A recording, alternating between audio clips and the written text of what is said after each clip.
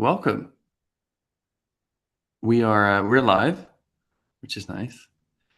We're back with the Extraordinary Lives series, which is something me and Linda have done before about a year and a half ago, which was interesting and it got some nice responses. So we thought we're going to do it again. We've been having a lot of conversations over the past few weeks, mainly around this topic of masculine and feminine energies. And I wrote a book about it, and that basically led us to creating a podcast together and just having deep chats about what it means to be masculine, what it means to be feminine, and how that has a role in our lives and how we're seeing that in the world right now. And we had a lot of interesting perspectives about it, a lot of interesting arguments, and we just think that these are topics that when people integrate a little bit more into their lives, um, they could benefit from that themselves or in their relationships. And so we decided to kick this one off, our new Extraordinary Lives live, with that topic about masculinity and femininity and the balance between the two. Um, Linda, what's been your thoughts about that? So my thoughts have been extensive on this. And the reason why they've been so extensive is because of the landscape that we're in right now with the dating world. That's really what brought it up, is the fact that people have moved from being in person to online because of COVID, and now they're moving back into in person. And the development of how they should interact in relationship is changed. But it's Right, not just that. It's also, how people used to get into relationship and the roles that people played. So the masculine and feminine roles, and then you put in there these energies that happen, and they either can work for you or against you. So you've got multiple things that are going on. And so I thought, well, this is a good time to just jump in and to really break it down in a way that our audience could understand what is meant by masculine and feminine energy and what it means to actually embody it. And it can change the polarity, which also will either increase or decrease the satisfaction in our relationships. right. I think there's so much going on around these topics, and it's people really feel like they're walking on eggshells the moment they start talking about masculinity or femininity because saying the wrong thing here is easy. I feel like a lot of people get very triggered by these words simply because of misunderstanding. Like there's this whole idea of masculinity, this whole idea of femininity. It's there's so many stereotypes that can be found underneath these principles, and people think that the stereotypes are in fact the definition of these things, and that's absolutely not true. Like the moment you actually start to dive into it, you'll see that there's a whole new world opening up where, yeah, to me, and I do think there's something personal to this because it's the your own relationship that you have with these archetypes of the masculine or the feminine. But for me, the masculine is very much about um, it's very much about the container. It's very much about holding the space. It's very much about discipline. It's about that strength. It's about this grounded presence. And then the femininity is kind of that which fills up the container. It's this, it's this soft presence. It's this softness. This um, kind of almost relaxation, like nurturing type of flowiness. And I think those are just words that kind of help to describe it. Do you want to add on to this? Like, do you have any other words you would describe this as? Yes, and so you're right when people can be triggered by the masculine and feminine energies. And so by breaking it down like you have so far, I would also add that the masculine energy really is one where when you're in your feminine, you can trust for the man to honor his word, to do what he says he's going to do, to rise to the occasion that's needed for stability. So having that, and then being somebody that is an additive to the relationship. So the man, when he's in his masculine, he is not in competition with the feminine. They're together in unity, and his role when he's grounded is to support his partner and to honor her her boundaries and to understand and get behind her dreams and aspirations. Right. And so that's the way I'm Mm. looking at the masculine. Yeah, and the feminine? And then the feminine, so that's about, like, for me, if I had to like put my relationship to it, if I'm in my feminine, I'm not trying to control outcomes. I'm not in performance. I am um secure and grounded myself. And so when I'm secure and grounded myself and I can have some safety and trust in my counterpart, then that means I can be soft. I can be Yeah, vulnerable. I can move with my intuition. yeah. I feel like where the masculine is very much about, um I wanted to use the word penetration, but that's what it's about, this creation. It's about penetrating the world with that strength. And then the feminine is that very much receivingness, Yes. this openness to receive. And um yeah, I think that's an interesting um way of seeing it. And I do think that a big part of what's wrong with the world is that men lack the understanding of masculinity, or they even lack the ability to step into their masculinity. And the other way around too, I think that women also lack their understanding of femininity and masculinity, and also lack the ability to step into that femininity in a healthy way. And yeah, how do you do it? How do you step into your masculine or feminine? Okay. Well, there's two different ways. So when I am in the workplace, I will typically step into my masculine when I need to run a team to perform in a certain way. I'm going to need to step up and drive the what's going on to make sure that it gets done, the execution piece. Now, in that work at the same time, let's say, there's that feminine softer side where working with people, I've got to take it to a different level where I'm understanding, I'm setting a safe container for all of the things to happen so that when the execution is happening, it will move there. So that is like a workplace example. Now, in a more personal example, interpersonal relationship, how I get there is like, it's like if, for example, let's just say I'm out and about with my partner and we're going somewhere. Well, I can allow him to open the doors or open the car door. That's the traditional thing. Mhm. But really, it's more about like in conversation. It's like when we're together and we're like, I don't know, maybe we're solving a problem, let's say. And so being like curious and open to maybe some approaches about how he might do it. And then I'm going to ask maybe questions of curiosity rather than, going into all or nothing language, which is what people tend to do when they're problem solving sometimes. You Mm. this, I never, the you don't, all of those types of things. And so when you're in your feminine, it's more like, oh, I could see why you would see it in that way. And by the way, can you explain a little bit more about that so I can Yeah, understand?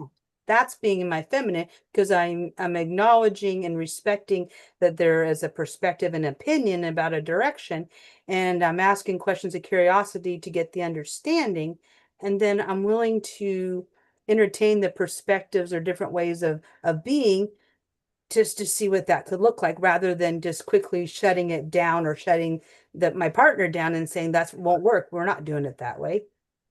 yeah. I love those examples. And I think what I love even more about this is that it's about the underlying fact that you're aware of it, you're understanding it. And I think that's a very important one, because how you step into your feminine and what feels feminine for you can feel, I mean, there's obviously an, a principle underneath it, which is true, I think. Um, but at the same time, there's a way where you feel most comfortable with that, right? I feel like for women there are a lot of ways to step into your femininity. It's not necessarily, any of what you just shared. It could be that, but it could be also that in a different way, because we're all different humans. But being aware that you're doing it, I think that's the important part. like you said, how in the workplace there's a time and a place for you to step into your masculinity. I think you doing that consciously, that's what's so beneficial. Because if you're just doing it on default and you're not aware of it, I think that takes away from the power of the experience. I think the fact that you get to sit down and actually choose to step into your masculinity makes it a deliberate choice, which means that you're in control of your reality in that sense. You're not just acting the way you're acting and only later on realizing like, oh, was a lot in my masculine. This awareness that it brings, yeah, I can imagine that brings a bit more peace. Like for myself, I do it too, where um, for example, I feel like I've less moments of really deliberately stepping into my femininity in comparison to my masculinity. But if I can name a moment, there are nights where I will just take it very easy, have a nice long shower, do some skincare, sit down on the bed, play guitar, something like that. That's deliberately me stepping into that nurturing of myself, getting into contact with myself, being present with myself in that very feminine way of taking care of and receiving. And there are other times where, for example, when I'm about to go to the gym or when I'm about to finish a work project, these are moments where, and it's fairly easy for me to step into that masculinity and to get things done. And doing that deliberately, I think is important, because also when you set that intention and you notice that you're having trouble with it or you're struggling, you kind of know where the problem is at. You Mhm. know, I'm having difficulty with this task, um, maybe because I've decided to step into that energy. What must I believe about the world to be true for me to experience that struggle with that? And I think that's a cool one. And I would also add too that there's different times and places in your life that you'll enter and be conscious of the masculine and feminine energies. And so I will say I've been probably for the past, I don't know, a decade or so, probably more in my masculine because of circumstances in my environments that I needed to come in a way that felt safe.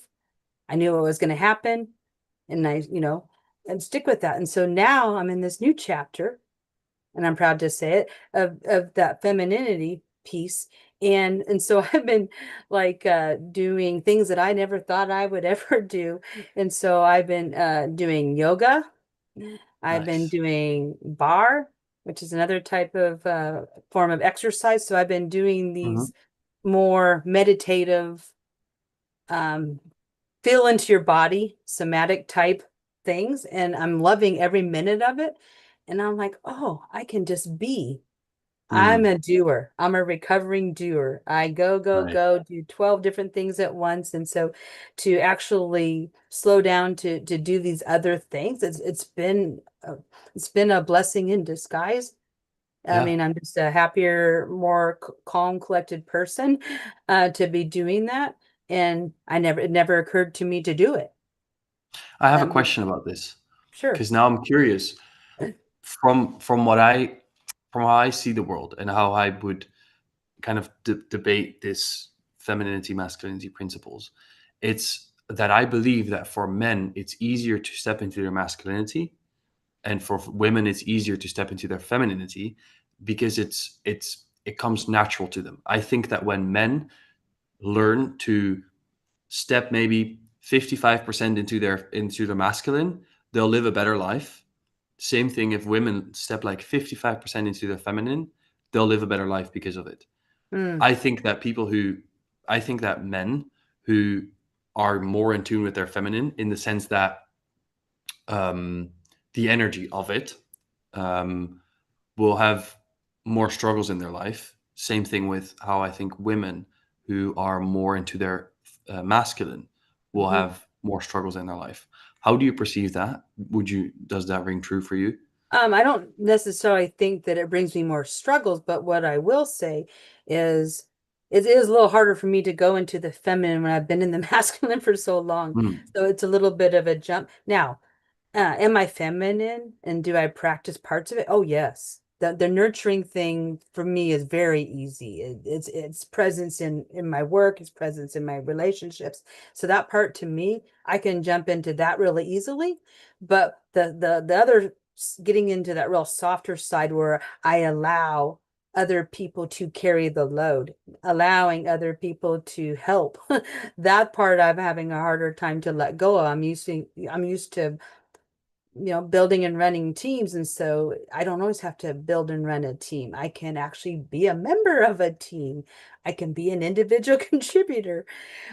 So for me, part of that's because of the change in my career from that role to a contributor role. It's been an identity shift for sure. And it's easier to get into that a little easier when I'm taking the time to do some of these other grounding type activities where I can be Yeah. creative Yeah. too. Hmm. I mean, I'd say that the only reason women have trouble stepping into their femininity is because there's things about the world that they believe to be true that have come from certain, well, trauma is such a big word to just put in there, but from certain created wounds. Same Yes. way the other way around. I think that a lot of men, like the only reason men will have trouble with stepping into their masculinity is because of some beliefs they have about the world that stem from deep wounds. And therefore, I think that if you notice in your life that you are having trouble with that as a man or as a woman, it's very interesting to look at why and to look at what's behind that. Because ultimately, I do think it would serve you more if you learn to have a healthy relationship with that masculinity or femininity in your life. And You're absolutely right to be able to have that better relationship with yourself and then to the people you're in relationship with, because when you don't have an understanding of your conscious awareness of when you're in either one and you're carrying around these different either traumas or just constructs of how things in society operates, you take those from relationship to relationship. And so unless you actually do the inner work where you evaluate the underlying things that are happening and really get to the heart of where you actually want to be with the two yeah, energies, then it's not going to work well for you in your self-worth or your interpersonal relationships until you do that work. And I think that is kind of where we started this conversation is yeah, in relationships in the dating world. There's a lot of things going on and a lot of both men and women throwing accusations back and forth, and so there wasn't really discussion on the ownership, the mm, responsibilities that we have that we can change yeah, if we do the inner work. We can change if we choose to maybe go into some places and spaces that we haven't been when we're exploring this. If you get into an exploration, then you can see how the different energies can work for you and against you, and that to me is the beauty in this. And so your book, you must have of it must have opened up a lot of things when you were going through some of the things and then put them in the book to explain to other people. I'm doing something similar to what you're doing. I'm doing it from the feminine side. Okay, why, right. what needs to happen in order for women to go back and reclaim their femininity if they haven't really done that, and what does that mean? Hmm. Yeah. I think a lot of it stems from misunderstanding. There's so Hmm. many things men don't understand about themselves, can't explain, or just have no idea that's going on. And it's sort of typical stereotype men, right? We're just like, meh, you know, it's just happening. When if you actually were to take, your yeah, follow that curiosity and dive into these principles, that will serve the interpersonal relationships that you have, as well as the relationship you have with yourself to such a deep extent. And that's also why I wrote, like, the reason why I wrote the book. It's, well, first of all, for me to understand these principles better. I think the best way to learn is to teach. Hmm. And at the same time, to help others in that journey of discovery that I've been going through. Like, I've been a man in this world for only 23 years. But I've learned quite a bit, about my relationships only because I was consciously looking at them and actually asking myself those tough questions, or, sitting with someone who would ask me these questions. And there are, yeah, I just see women complain that they can't find the right guy. Men are either, they're either too soft, they're lazy, or they're too kind of toxic, where they're too dominant and too controlling. And I don't think men even have a clue that that's going on. I think a lot of men don't recognize within themselves that maybe they need to change. And same thing with women. I It agree. must be. I agree because, there's there's times where, the whole idea of, accepting help or realizing that you don't have to control everything and that you can surrender and fall into somebody guiding a pathway. It's because of the people's experiences that they're reluctant to want to go there because it's could bring pain. We're pain avoidant. So in order to not experience pain, well, I can do it myself. I don't have to count on anybody. Um, you know, that's the mentality that maybe women have, and then and then men might say, well, that since the women are being like that, they don't need us, or they have these really high expectations about how I have to check the box as a man. Why bother? I mean, that's the conversation I Exactly. hear men They're saying. underappreciated because of it. Yeah, Yeah. they're underappreciated, and yeah, and so when people are checking off scorecards to see where somebody lies in, and they don't look at what they bring into the game, you gotta look and see what you're bringing to the game, right? And so if you want someone to show up for you and keep commitments, um, honor boundaries, and all these things, well, then you got to be the person that can create the space for that to happen. And so if you're with your man and you're like dissing him, not respecting him, well, if there's no respect, then there's not going to be any love going on. You're going to be like, just, you stay on your side and I'll be on mine, and we'll see you later. And, Yeah. and so I'm being a little bit direct on describing that example, because it's you see it happen all the time where people just pick at each other rather than being loving, kind, and supportive. And so when you create that on both sides, and you don't use things against people that you learn, and all these different things, then life is much better and richer. And you will find that when you get into a relationship where the polarities are more balanced, and each can come and bring their best whole self to the relationship, you're going to have much better than two halves trying to make a whole. Yeah. Right. And I'd actually debate that that has to start from the masculine, where yes, I think for both of them there is um, there's a role that they play in that change. But I think one of the essence of the masculine is to step up and to create and to actually do things. And I Hmm. think there's a lot of men sitting there being like, yeah, I'm not gonna, why bother? Because they're not gonna care anyway, blah, blah, blah. If Hmm. you want change, you're gonna be the one who's gonna step up.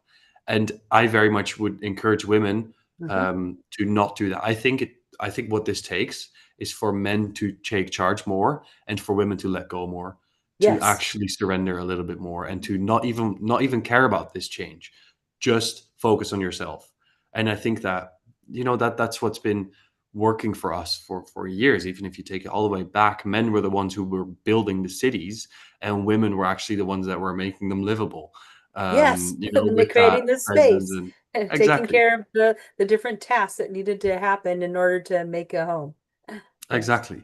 And yeah, that the thing, where a man makes the house and a woman makes it a home, and I think that that's what it's about. And if we want to change these interpersonal relationships, or if you're watching this and you want to change those relationships, if you're a man, start with yourself and actually take responsibility for that to make that happen for you and your woman or your potential woman in your life. Um, and for women, start with yourself and only yourself. Don't even bother looking outwards, look inwards, and do it that way. That's what my perspective would be. Hmm. And I share that perspective when we come in and be our best self in the way that we would want to be received. Well, then everything changes. If it's that simple, and people make it harder than it needs to be, or they don't have the intentionality. You get lazy. When you get lazy and don't try, and then you make excuses, well, then it all goes downhill, and then you got this downward spiral that doesn't sound so good. But the opposite can be really nice. And the only way you're going to get there is to have that inner knowing that you can trust and that you can, well, I guess one of the other things I would say about this whole thing is communication is essential. So Mhm. you can't assume that the other person is going to read your mind. You can't assume certain things, and so you got to speak to those assumptions when they rise. Otherwise, you're going to have regret.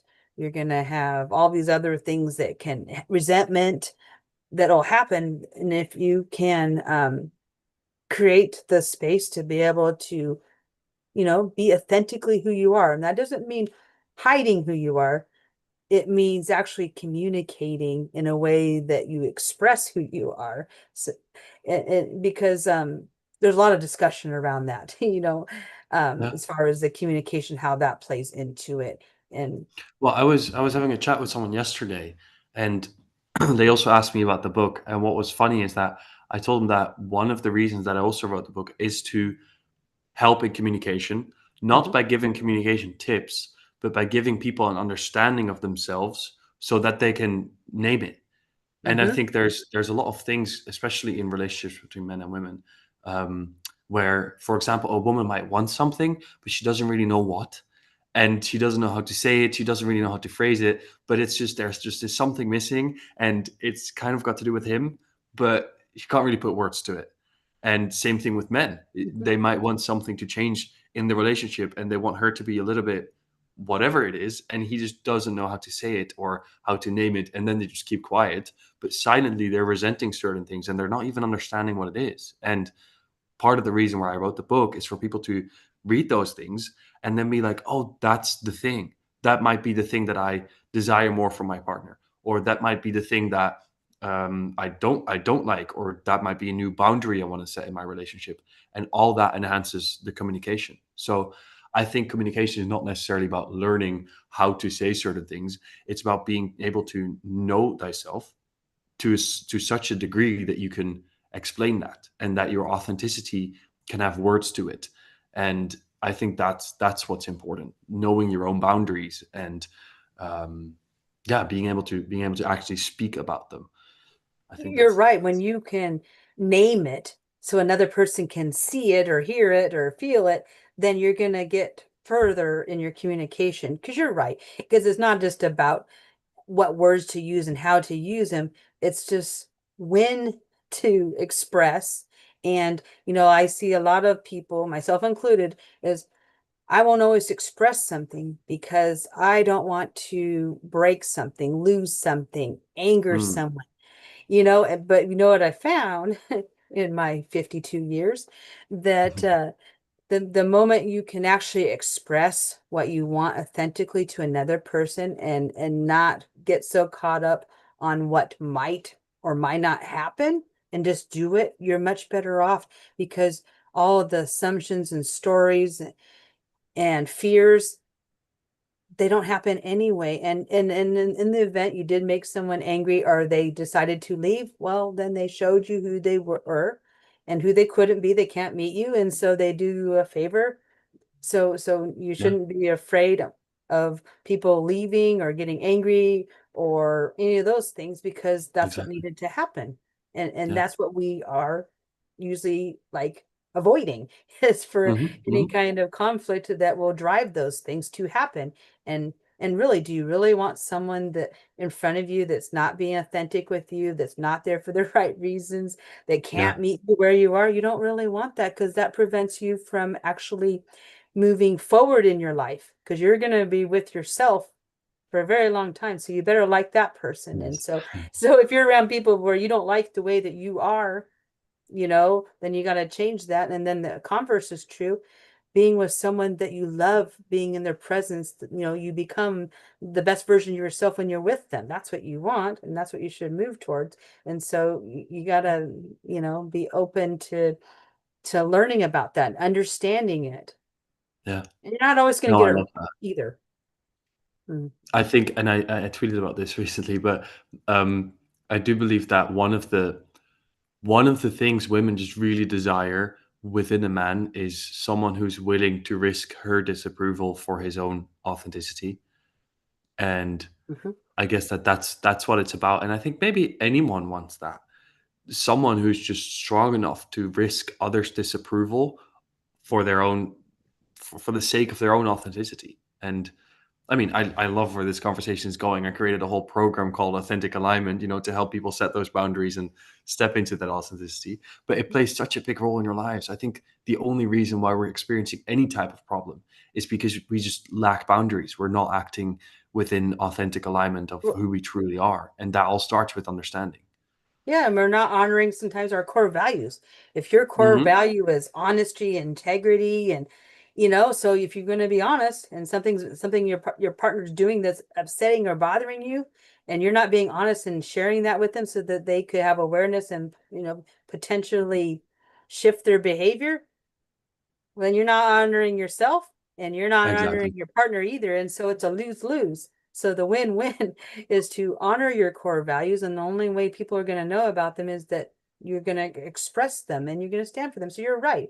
Men and women respect people that are willing to stand for what they believe in and not just go with the masses or what everyone else is doing. Just because everyone else is doing doesn't mean that it's right. Hmm.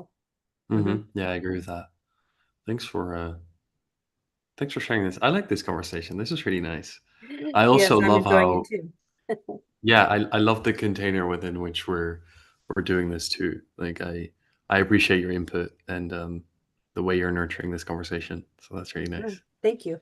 Yeah, I appreciate you just leaning into who you are. And then, like you said, when you are teaching others about things that you're learning, one, you're embodying it, even more so. And then you are taking other people on a journey where they can learn about something that maybe they wouldn't have known otherwise. And so that's why creating spaces for learning to happen, teaching others from our lived experiences. That's what it's all about. And so this live is just an example inside an example. Yeah, I agree. Yeah, that's a funny way to put it. I mean, it reminds me of this coach that I've worked with once where his only coaching approach was that he was just going to be himself, Hmm. show up as himself in the conversation. That was all. Yeah. And I was like, "How's that gonna help?" And he's like, "Well, that will allow you to be more of who you are." And I Yes. love that. And that's all that it's about. You know, we're still on this discovery journey. I have no idea what I'm doing most of the time.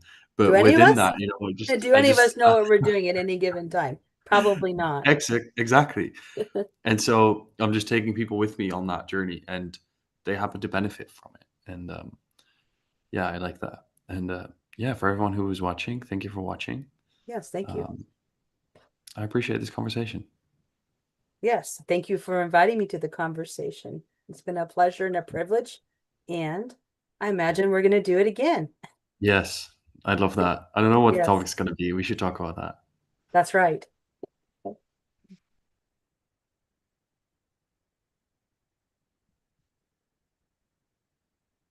Oh, what was the last thing that you said there? Nothing. I said we should talk about uh, how we should do another one, what the topic's gonna be. But Ah, we'll yes. Yes. Okay. So since our people are listening about everything we talked about tonight, why don't we put it out to the audience to share with us what they think we should cover next? I like And that. and we will go with some of the top ones and we'll discuss it and then we'll bring it to the next live. Cool, I like that. Yeah, send us a message. Do that. All Thanks, right. Brenda.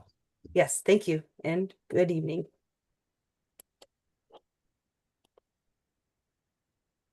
The recording has stopped. Okay.